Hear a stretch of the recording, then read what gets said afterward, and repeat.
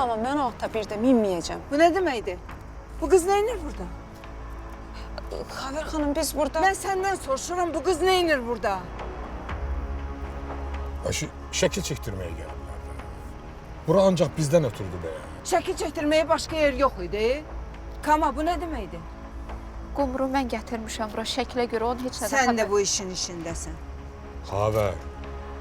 Xavər xanım, biz çoxdan buradaydıq. Heç nədən xəbərimiz olmuyor. Ha bu ne demeydi? Ne deyirəm, deyirsən işindən xəbərim yox idi. Ya da yalan danışırsan sen bana. Mən yalançı deyiləm. Nəsə probleminiz varsa, ərinizlə həll edin. Məni qatmayın. Qumru, Sen bu kıza göre gelmiştin bura.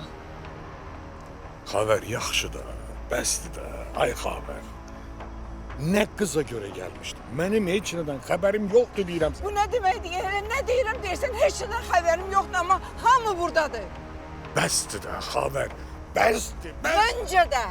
Məncə də bəsdir. Bəsdir.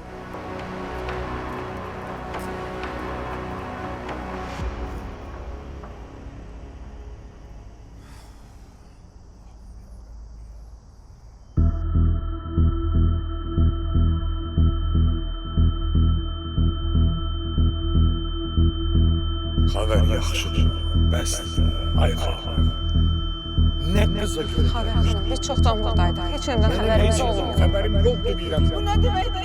Ne deyirəm deyirsən, heç şeydən xəbərim yoxdur ama hamı buradadır.